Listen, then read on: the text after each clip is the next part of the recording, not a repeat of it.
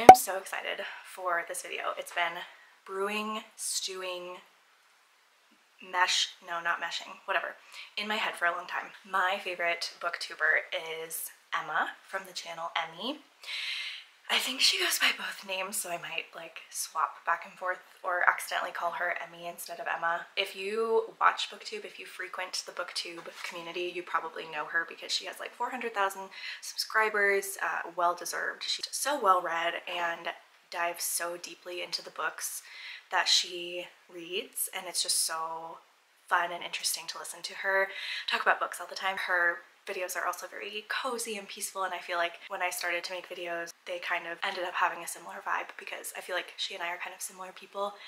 Cozy homebodies, nature, books, animals, just lots of similar hobbies and loves. After gushing and fangirling all over Emma in this intro for this video, I'm going to read some of her favorite books or 5-star reads. Obviously she has a lot of favorite books, so I'm not going to get to all of them, and I also kind of stuck to shorter books. I wanted to do kind of a variety, so I picked, isn't this like a beautiful stack? Very colorful. I picked 9 of her, wait, am I missing one?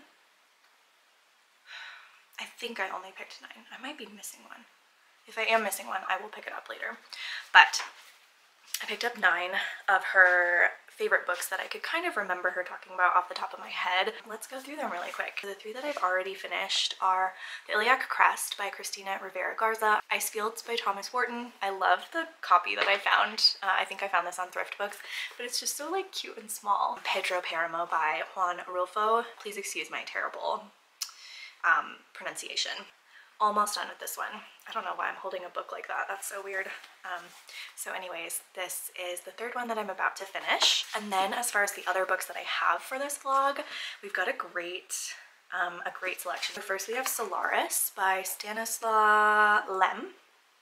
And this is a sci-fi, kind of a classic sci-fi, which one of my favorite books of the year so far has been classic sci-fi, The Martian Chronicles by Ray Bradbury, so I'm really excited to get to this. Then we have Heaven and Hell by Jon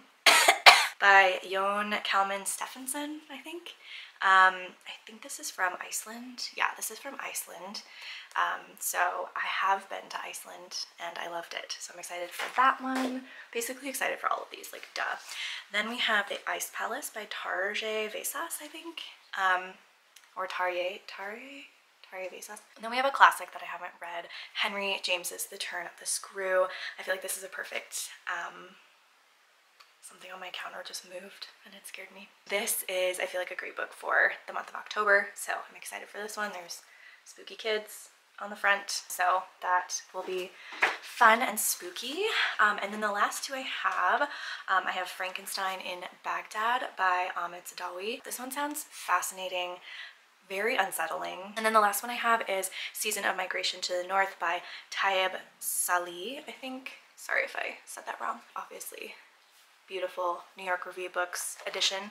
Love it. Swift and astonishing in its prose, this novel is more instructive than any number of academic books. Here's my TBR. Here's what I've already finished. And I'm just really excited. I'm really excited. I'm glad that I've really liked everything so far. I think I forgot to say, I think I told you that I gave The Iliac Crest 5 stars, and I gave Icefields 4 stars. I feel like Pedro Paramo is going to end up being like a 4 or 4.5. Really liking it as well. That is kind of what's going on. Welcome to this vlog. Super excited for this one, and yeah, we'll take it from here. Hooray. Also, I'm wearing my favorite sweater. It's time for me to do some of my day job. I will catch you in a bit.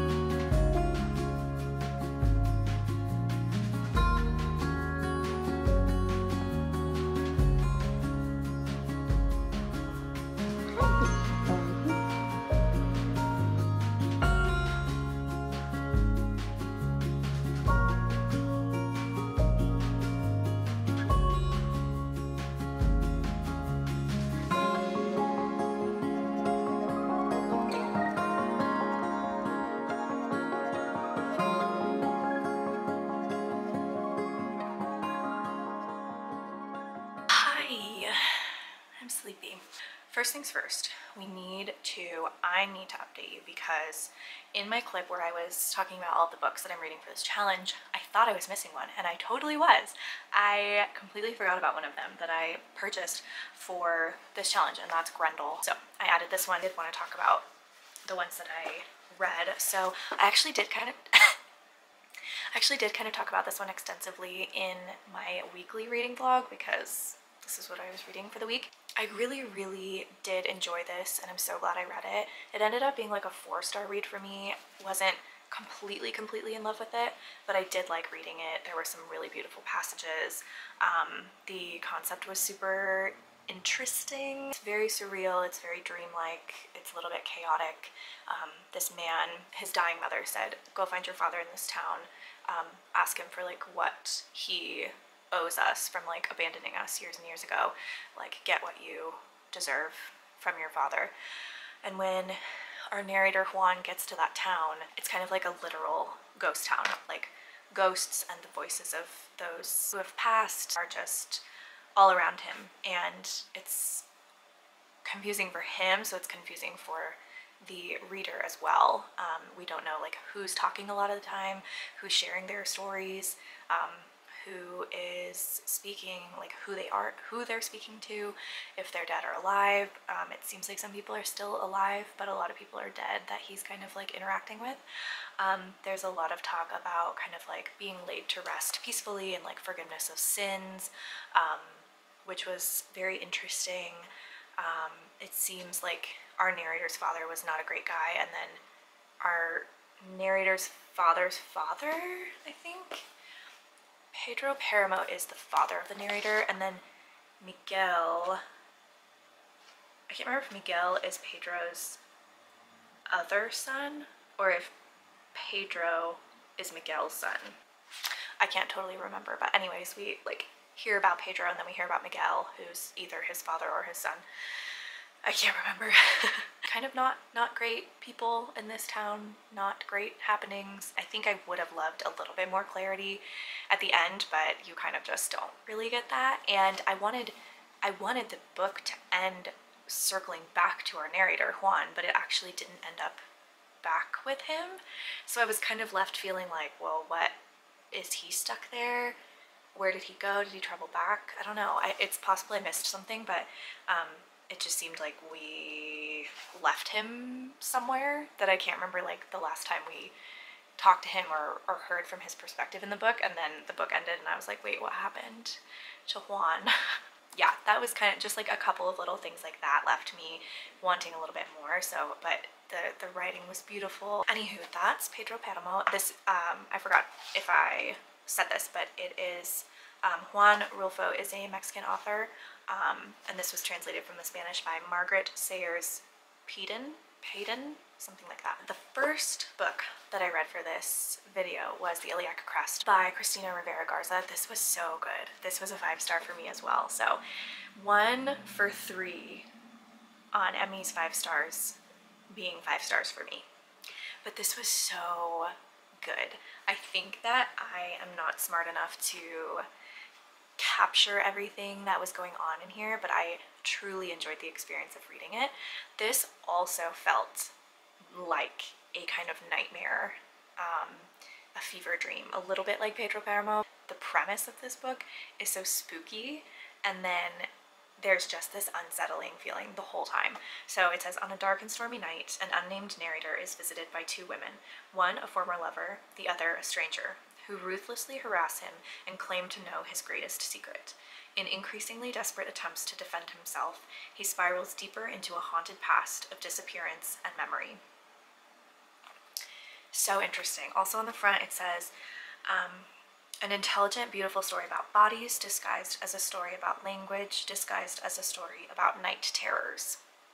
So it was very stressful. Like as soon as these strangers show up to our narrator's house, it's just this like feeling of like something is totally off, because these women just make themselves at home in his house. One of them is ill, the other one is taking care of her, and then like also making breakfast and coffee for our narrator. There are a couple of mentions of him being a man, but the 2 women in the book like start to kind of, yeah, ruthlessly harass him and say like, we know you're a woman, we know your secret, we know you're a woman. And he's just very confused like where this is coming from. And he's like, I know I'm a man, like I'm a man. The other stranger, so one of the strangers is someone he used to be with, and then the other is a stranger to him. But it's interesting because this character is actually like a real life person whose name is Amparo Davila, who is like actually a real Mexican writer. And this character of her is talking about how like her work has disappeared, like less people are talking about it, so she's disappearing from the world. So that was a very interesting conversation, and I think that concept stuck out to Emma as well, because I remember listening to her talk about that too. But just kind of this idea of like this woman writer who is disappearing from the earth because her work is not being like remembered and passed on. Our narrator works as a doctor or medical assistant at this hospital that's like for terminal patients, and so that part of the story was really sad and bleak. There were also some really, really beautiful passages. No one need know the textures of my fear. What a good sentence. Had I not entered her apartment, had I not crossed the threshold, I'm sure I would have been able to process this story as I had so many others in the past. After all, it is a fact of life that we let almost everything pass by with little awareness or appreciation. Even with all the strangeness, all the inconveniences created by my peculiar guests, their hermetic and private language, in that moment, I'm totally convinced of this. I could have let it all go without a second thought. If I had decided to do this, if I'd had the necessary clarity or cowardice, I would have returned, without any major changes, to my dying men and women, to my routine of hatred and death, to that sincere erasure of myself. Without a doubt, I would have withdrawn to my own ocean. My instincts advised me to do so without any hesitation, but in those days I acted fundamentally against myself. Contradictions drove me. Paradox gave me courage.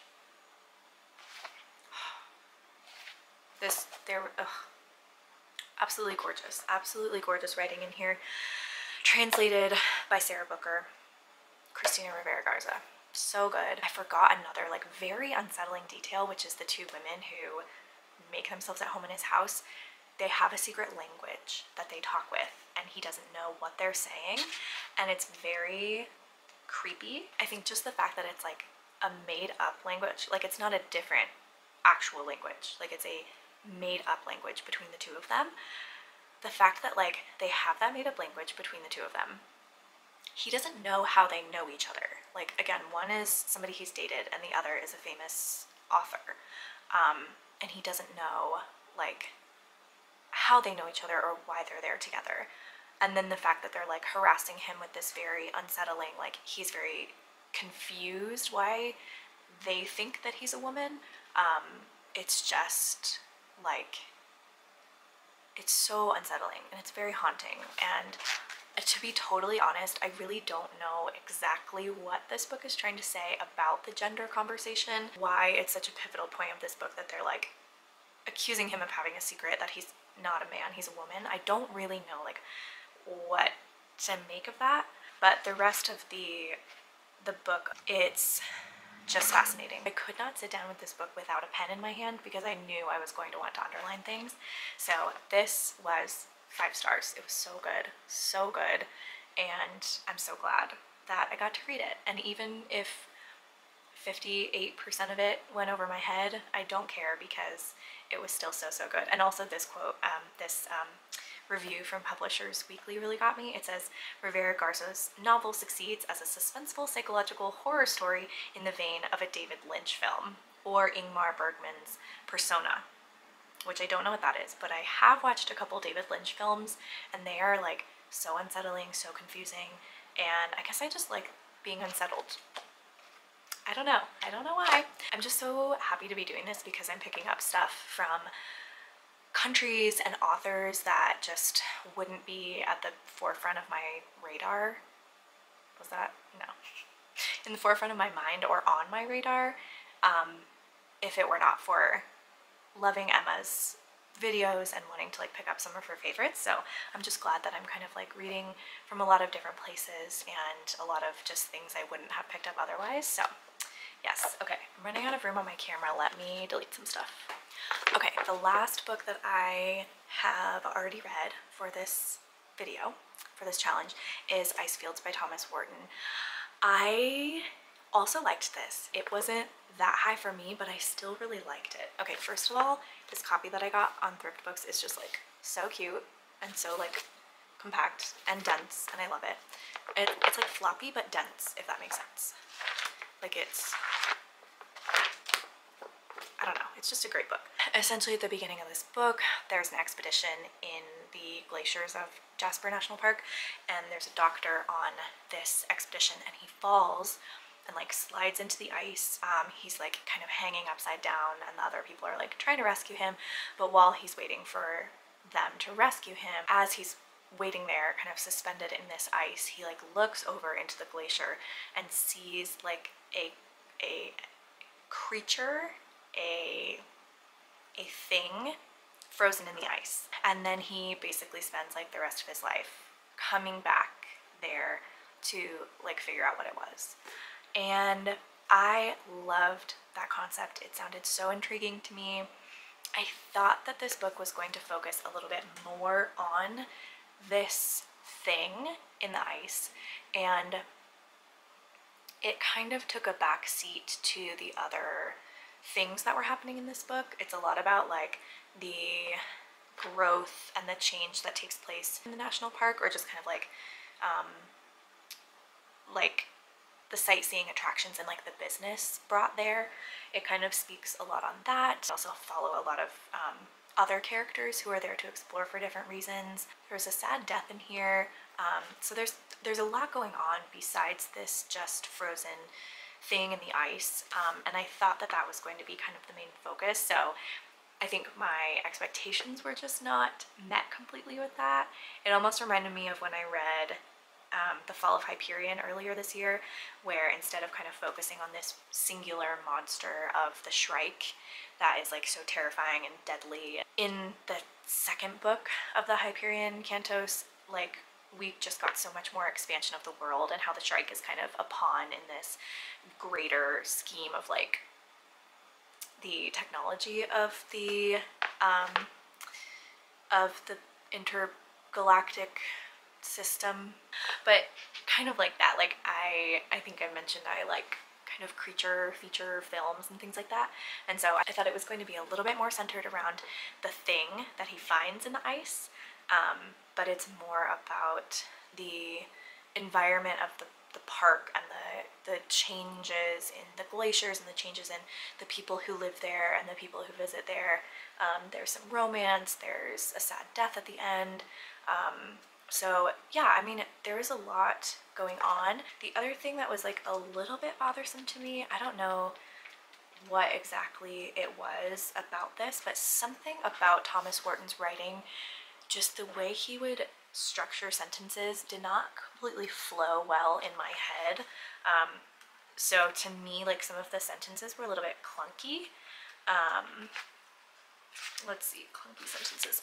Yeah, so maybe it's just me, but let me know if you think this sounds clunky.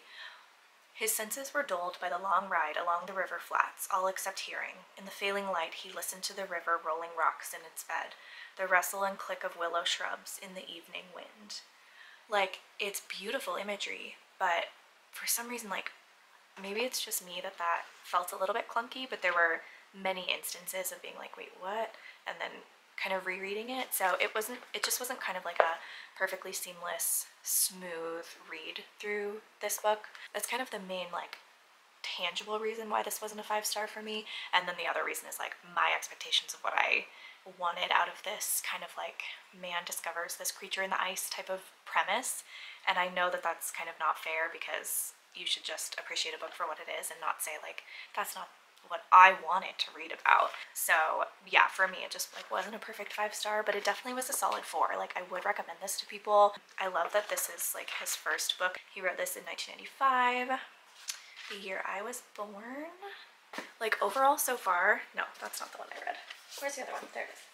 Overall so far, The books that I've read for this video have been like a success. I haven't hated any of them. Just a couple little critiques here and there of why they weren't like the perfect book for me, but this one absolutely a 5-star, and then these 4 stars. So I feel like that's pretty good so far. I feel like, yeah, that's a good promising sign that Emma and I have pretty like slightly similar, pretty similar taste in books. I think what I'm going to pick up next from this stack is The Turn of the Screw. This is like a classic, clearly. It's a Penguin classic. So if you don't know about it, you should. If you don't know about it, here's like a quick synopsis. So it says, The Turn of the Screw, James's great masterpiece of haunting atmosphere and unbearable tension, tells of a young governess sent to a country house to take charge of 2 orphans, Miles and Flora. Unsettled by a dark foreboding of menace within the house, she soon comes to believe that something or someone malevolent is stalking the children in her care. Is the threat to her young charges really a malign and ghostly presence, or a manifestation of something else entirely? It's only 125 pages, but the font is pretty small. A little bit small there, but anyways. I think I mentioned this, that I did read a like a retelling or reimagining of this book, The Turn of the Key by Ruth Ware. That is one of the very few books that I've read in one sitting, like in one day, and I stayed up super late to read it, which is like unheard of for me. I always choose bed over reading, sleep over reading. But that book, I just wanted to know what happened. We're gonna start this tonight. Hopefully I can finish it pretty quickly. I'll keep you posted on how it goes.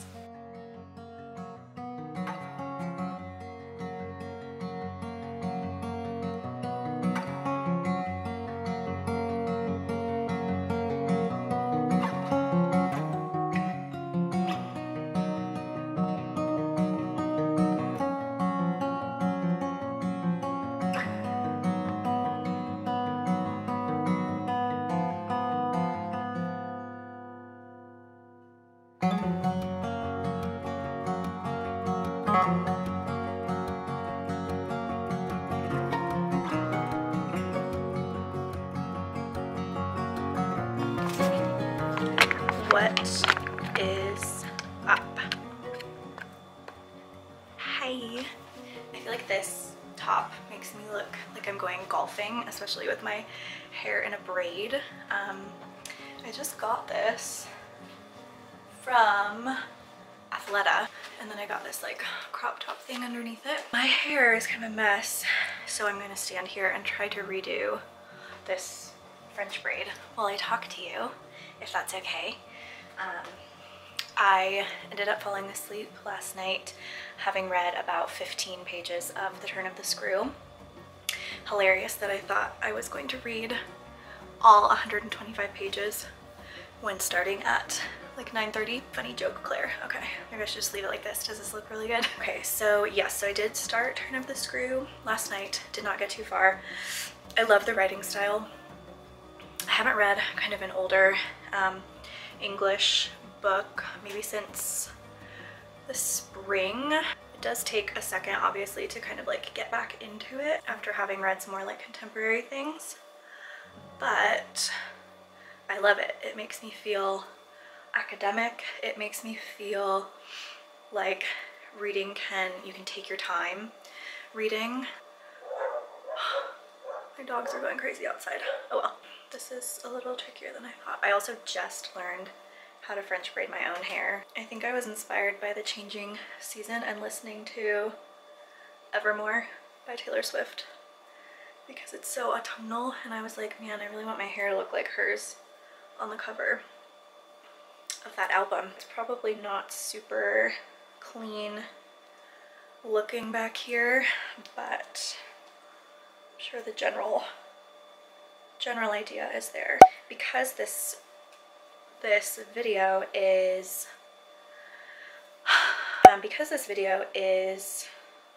whoop, lost a chunk. So because this video is all about so because this video is about, for the 4th time, about Emmy and her favorite books, I wanted to also just kind of do some things that are very Emmy-esque, which also happen to be very me-esque. That's a little cleaner and more hold back. I'm scared to edit this and see the back of this because it might look really bad. How's it looking? Good? Good? Let's bring this down a little bit. Is it like better if we're kind of like eye to eye? Okay, also the lighting is really weird because I have a lamp on back here. The lighting is still not very good. I still kind of look like an egg, but at least there's this braid hanging down, so not full egg. So Emmy and I are very similar in loving the outdoors and loving fall and winter. So I thought this afternoon I would go outside, walk to the park and read, probably bring the dogs. It's been a while since I've taken them on a long walk, so I probably should do that. And yeah, bring them to the park and just maybe bring a snack and read in the sunshine. I feel like it's going to feel so good. It's like perfect weather out right now. I think it's like low 70s, bright and sunny. It's actually 65 out, but because it's so sunny, it like feels much warmer out. I think there was like an unfinished thought somewhere in there, but I don't remember what it is. So I'm going to bring Turn of the Screw and I'm gonna get the dogs, maybe bring a blanket to lay on. I'm also kind of sleepy, so I might actually just fall asleep in the sunshine at the park. But yeah, let's get ready to go and let's go read outside at the park. What do you think of this werewolf?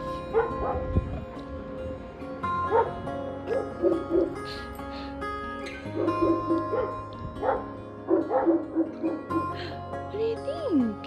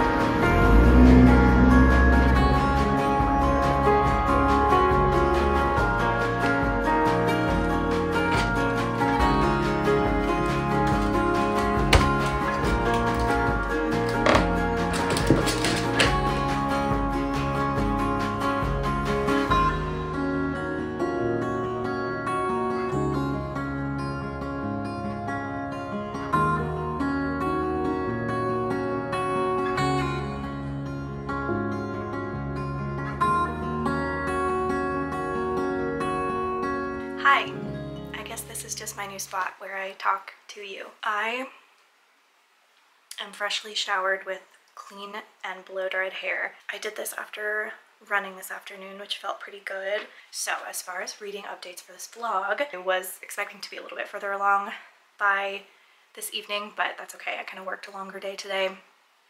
I had to apply to a lot of jobs. It's been 4 or 5 days since I found out my contract was ending, and so far I've applied to 54 jobs, I think. So hopefully something's got to come through for me, please. So that's kind of taking up a lot of my brain power and free time. I walked to the coffee shop this afternoon nearby and was kind of planning to read most of the time, but instead the whole time I was just applying to jobs and networking on LinkedIn. So anyways, that's kind of a bummer. I feel like with that happening in my head, it's going to be a little bit harder for me to sit down and like escape into something else, but I'm really going to try. I'm really going to just set aside the job application journey, like put it away at like 8 p.m. every day and just say, okay, I'm tucking that away. I can think about it tomorrow, but let's focus on reading for the rest of the evening. That's a little bit difficult for me to compartmentalize emotions and stress and things that are going on. But anyways, I forgot to say anything else about this, but it's really good. The language, like I said, is much, obviously it's dense because this was written in, original publication date was 1908, so it is older English, a little denser. I turned and saw that Flora, whom 10 minutes before I had established in the schoolroom with a sheet of white paper, a pencil, and a copy of nice round O's, now presented herself to view at the open door. She expressed in her little way an extraordinary detachment from disagreeable duties, looking at me, however, with a great childish light that seemed to offer it as a mere result of the affection she had conceived for my person, which had rendered necessary that she should follow me. That's just so nice. That's just so lovely. So far, all that's happened is our main narrator. Well, first of all, I didn't know this about this book. The actual story of the nanny and the children is like being told at like a party, and I didn't know that. This one guy says he has like a good story for them. I think, isn't it funny how some details just like leave the brain as soon as you read them? But essentially this group of people, they're talking about the story of this nanny. So then we enter the story of, do we even have her? I don't even know if we ever get her first name or her name at all. A young governess sent to a country house to take charge of 2 orphans, Miles and Flora. They live with their uncle, and then there's Mrs. Gross, who's like the housekeeper, and then the governess just got there, and she was kind of planning to just be with the little girl Flora for kind of education and stuff, and the boy Miles is a little bit older and goes to school, but they just got a letter that said he can't come back, and so the governess is a little bit confused because she's like, does he behave badly? Like, why did this happen? And the housekeeper says that she's never seen him do anything like terrible, and he's not known for being a bad kid. So then she says, I'll stand by you and we'll see it out. Some eerie stuff is going to start taking place because this is about ghosts. Those are my updates. Man, I talk a lot. Future me is always frustrated by how much I talk and how much she has to edit this. I'm gonna grab a snack, sit down and read. I may do an update tonight, but if I get too tired, I will just check in the morning.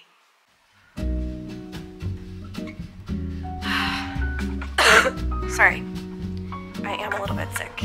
I'm recovering, but I got a little bit sick. I know what I'm doing. I absolutely am an expert. Okay, there's a gnat. Nope. Righty-tighty, Claire. Righty-tighty. Okay. It's still really high. Okay, I am too lazy to move all of the tripod legs, so I just moved one tripod leg, and now I'm moving the camera, and the camera is literally like, and then the main like body of the tripod is like this, and then the legs are like this. Was that a good imagery? Hi everyone, Cricket is snuggled up over here. Also, wow, look at me matching my couch. That was not intentional. I wanted to try layering these 2 sweater things that I just got on top of each other just to see, and I'm kind of into it. I feel like a squash or a pumpkin, which is in the squash family. So yes, Pumpkin Claire here to close out part 1 of reading Emmy's favorite books. Emma from the BookTube channel, Emmy. I'm pretty sure I've said that every single time just to like add clarification. Anyways, I'm going to split this into 2 parts because there were like 9 or 10 books that I got for this challenge, and that's kind of a lot to do in one video, and I also wanted to jump to some other books that I wanted to read over a little bit of October, although October's almost over now.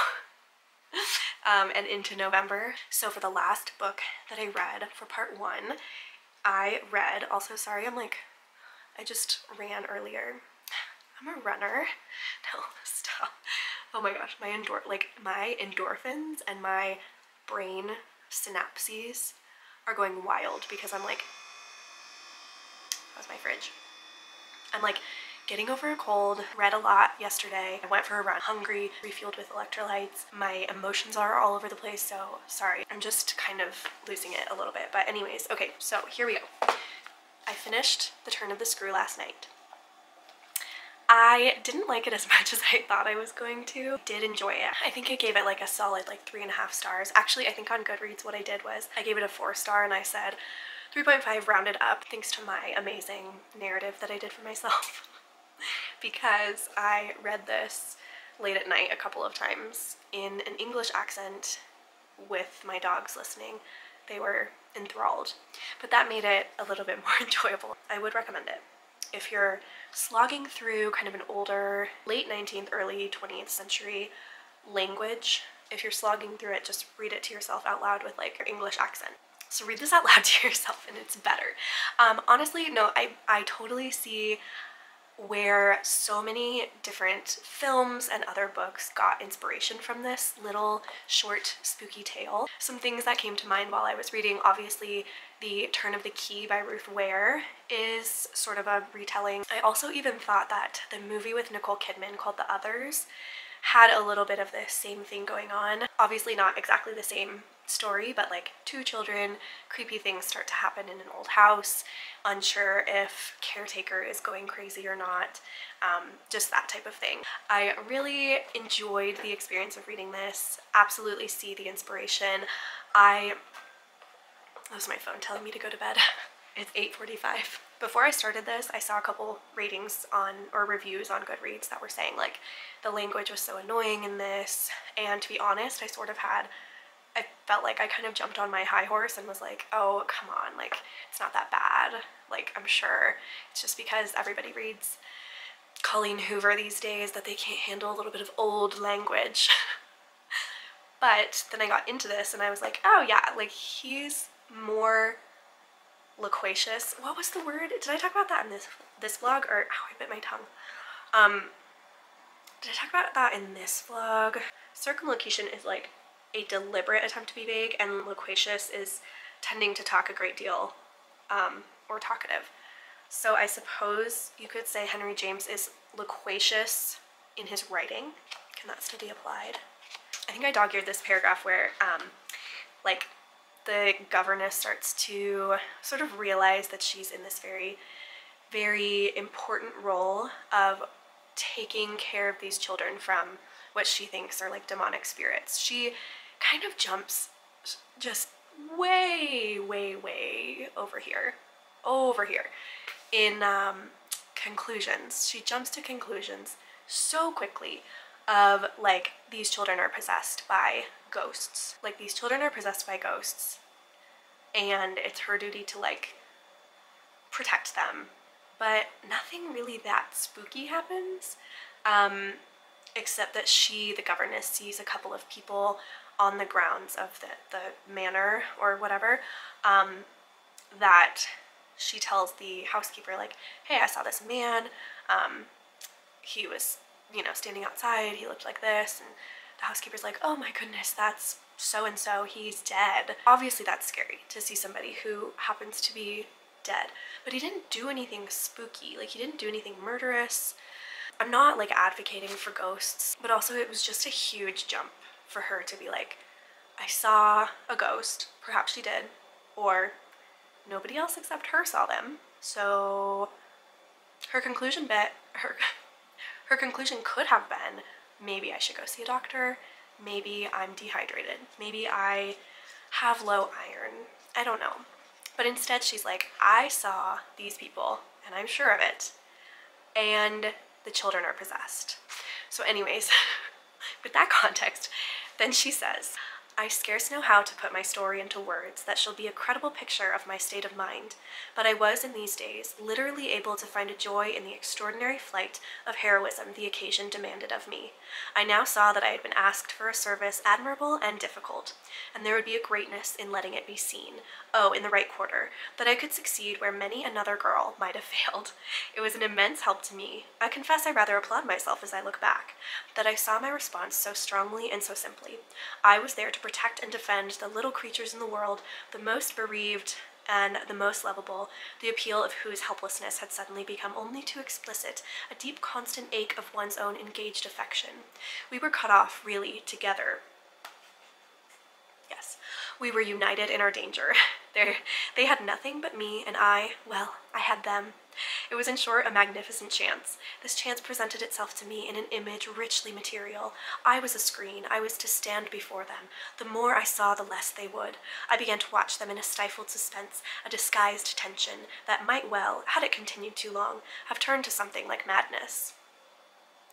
What saved me, as I now see, was that it turned to another matter altogether.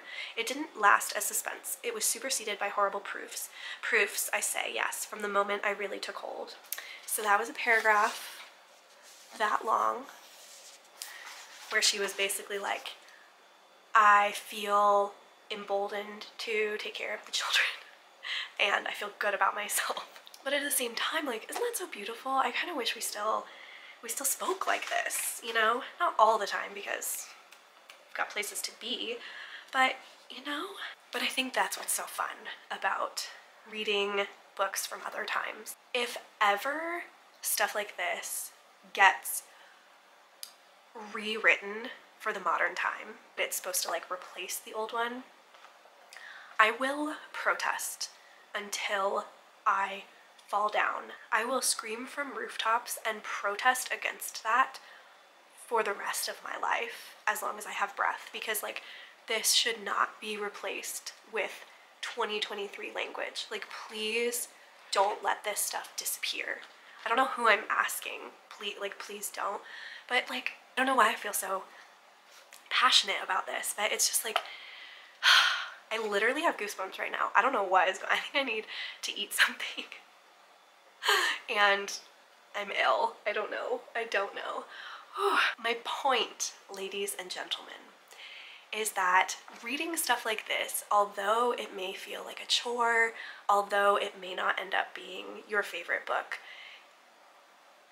it's an experience and it will just open your world. I think the main point is to read so diversely. Read this. Read I can't believe I'm trying to be my most like wise and impassioned self in this video right now when I'm like ill, dehydrated, and tired. Was this little ghost story life-changing? No. But did it inspire so many other tales that we all know and love? Yes. And was reading it this enthralling experience that really sunk me in to this time and place? Yes.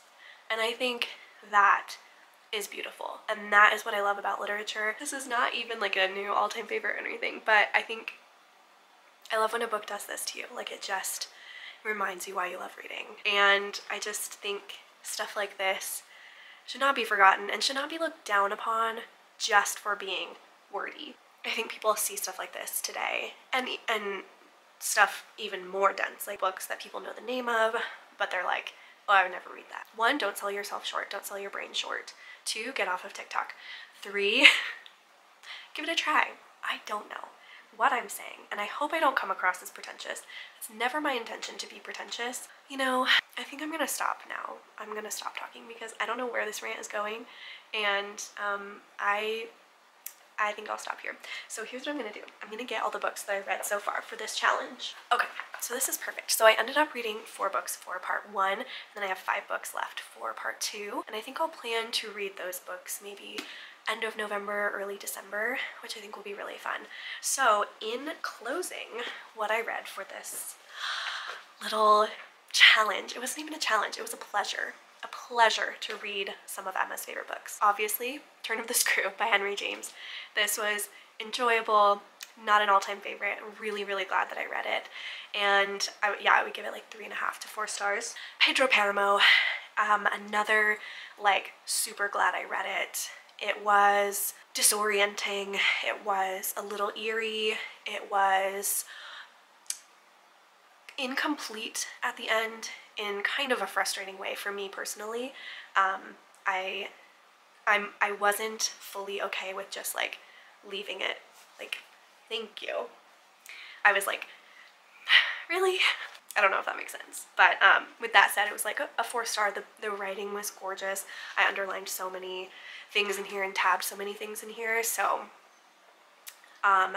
this was great. I'm really glad that I read it. Again, not an all-time favorite, but certainly something that I will think about for a long time. And then Icefields by Thomas Wharton. This one, the more that time passes since I finished this, the more I just want to like pick it back up and try it again. I was not enjoying the experience of this story kind of unfolding in front of me. I just wanted to get to the end, which I know is very impatient of me. I just wanted this answer to a certain thing in this book of like, what was trapped in the ice? Not human thing preserved in the ice. But that is like not at all where the story focuses for the most part. It was a very kind of slow burn about just this area, the glaciers, the people who are drawn to them and want to either live near them or travel to them all the time to explore. Then there's also people who are trying to kind of commercialize the area. It was a very good book. I don't know why I just kind of like was not sitting in the most like satisfied mindset when I was reading it. I do wish there had been more about the creature in the ice. I think this ended up being a 4-star for me as well. I think among all of these books that I read so far, it's the one I want to revisit the most because I think I got the least out of it the first time, which is not the book's fault. I think it was just kind of my headspace. And then The Iliac Crest by Cristina Rivera Garza. This book was so enthralling, it was so unsettling. It was disorienting. Get me to the next page, I've got to know what's going on. I do have to say, I don't know if my brain is smart enough to truly understand everything that this writer was talking about in terms of like gender and language. I think there are so many different layers to this that like Emma does a really good job of explaining it in her videos. I think people like her who are studying English or scholars or whatever will have a much deeper understanding of what's going on. Me as just a casual reader for fun only got so deep in this, but I still loved it. Like even without maybe totally wrapping my head around everything, you know? It was still good. It was so good. Overall, I really loved it and the writing was great. I underlined so much. Ooh, this was a good one. I felt as if I were inside a parentheses in a sentence written in an unknown language. Yeah, that's a really good one. I would say overall, reading Emmy's favorite books, some of Emmy's favorite books so far, part 1, has been a really great success. I really enjoyed myself. All 4 of these books were great and like I would absolutely recommend. And that just makes me so happy. I had hope that this would be a success and I'm really excited to do part 2 later on. Thank you so much for watching this video. I hope you enjoyed. Go check out Emmy. Like if you're like a friend or family of mine who just hangs out like for my videos, but you like books, go check out Emma's channel because she's like the queen of booktube. And then everybody else who stumbles upon this video, I'm sure you already know who Emma is. So anyways, this was so much fun. All right, Cricket and I say goodbye. Thank you for watching. I'll see you later.